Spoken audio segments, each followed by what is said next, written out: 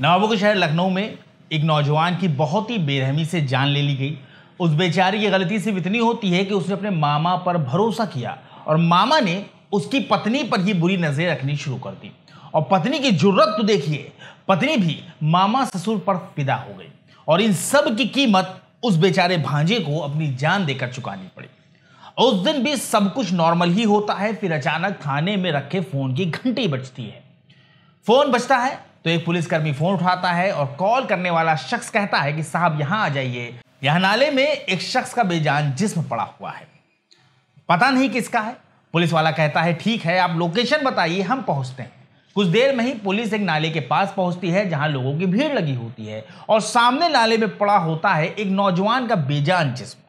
उस नौजवान का चेहरा नीचे की तरफ होता है और पीठ ऊपर की तरफ, और वो पानी में उतरा रहा होता है। लिहाजा पुलिस के आने से पहले तक उसकी कोई शिनाख्त नहीं हो सकी होती है। लेकिन जैसे ही उस बेजान जिस्म को बाहर निकाला गया तो लोगों की भीड़ में शामिल कुछ ने उसे पहचान लिया। आनन फानन में मृतक के परिवार को सूचना दी गई। कुछ ही देर में पत्नी, बच्चे और मां मौके पर पहुंच गए। जब तक परिवार ने शव को देखा नहीं होता तब तक उन्हें भी इस बात पर यकीन नहीं हो रहा होता है कि खबर लाने वाला शख्स झूठ बोल रहा है या सच।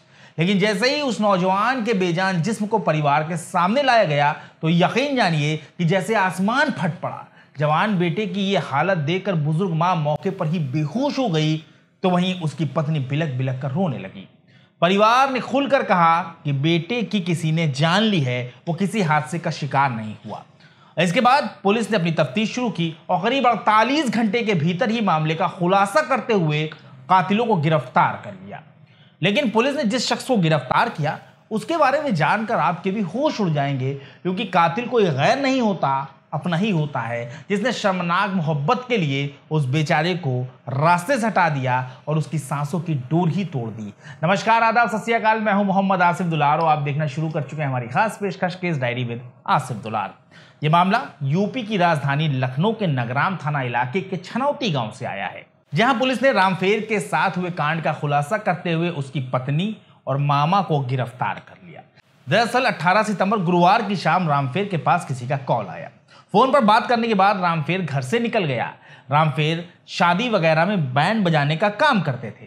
गुरुवार की शाम जब रामफेर घर से निकले तो फिर कभी वापस नहीं लौटे और अगली सुबह उनका बेजान जिस्म नाले में पड़ा हुआ मिला। पुलिस ने तफ्तीश शुरू की तो सारे पत्ते खुद ब खुद खुलकर सामने आ गए। दरअसल रामफेर का मामा रायबरेली जिले के बछरावा का रहने वाला होता है और उसका रामफेर की पत्नी मीरा से प्रेम प्रसंग चल रहा होता है। बसंत लाल ने रामफेर को बैंड बाजा दिलाया था, जिससे रामफेर का रोजगार चल रहा होता है। लिहाजा रामफेर अपने मामा का एहसान मानने लगा। लेकिन रामफेर जब कभी शराब पीता तो अपनी पत्नी को पीटता, जो बात मामा बसंत लाल को अखर रही होती है। बस यहीं से रामफेर की पत्नी मीरा और मामा बसंत लाल ने उसे रास्ते से हटाने का प्लान बना लिया। मामा बसंत लाल ने 18 सितंबर की शाम फोन करके भांजे को इंदिरा नहर के पास बुलाया। वहां एकांत में दोनों ने शराब पी। इस पार्टी में बसंत लाल अपने एक साथी केतार बेड़िया को भी ले गया होता है। नशा जब भांजे रामफेर के सिर पर हावी हो गया तो मामा बसंत लाल ने अपने दोस्त केतार के साथ मिलकर गमछे से उसका गला घोंट दिया और जान ले ली। सोची समझी साजिश को हादसा दिखाने के लिए दोनों ने मिलकर रामफेर के बेजान जिस्म को नाले में फेंक दिया और पुलिस को गुमराह करने के लिए उसका मोबाइल दूर झाड़ियों में फेंका और गमछा कहीं और फेंक दिया। अगले दिन जब रामफेर का शव मिला तो पत्नी मीरा चीख चीख कर रोने लगी। वो नाटक करने लगी ताकि उस पर भी कोई शक न कर सके, जबकि इस पूरे हत्याकांड की प्लानिंग में वो खुद भी बराबर की शरीक होती है। लेकिन उसके हाव भाव से पुलिस को शक हो रहा होता है। पुलिस ने पूछताछ के लिए मकतूल की पत्नी मीरा को थाने तलब कर लिया और कुछ ही देर में मीरा ने सारा सच उगल दिया। इसके बाद पुलिस ने तीनों आरोपियों को गिरफ्तार करते हुए सलाखों के पीछे पहुंचा दिया। एक बार फिर नाजायज स्टोक के चक्कर में एक परिवार बर्बाद हो गया, एक शख्स की जान चली गई और हर कोई हैरान परेशान है या आखिर ये नाजायज स्टोक की बाढ़ कहां जाकर रुकेगी। बहुत जल्द एक ऐसी सच्ची घटना के साथ हम आपके सामने हाजिर होंगे। तब तक के लिए हमारी टीम को इजाजत दीजिए और अपना ख्याल रखिए।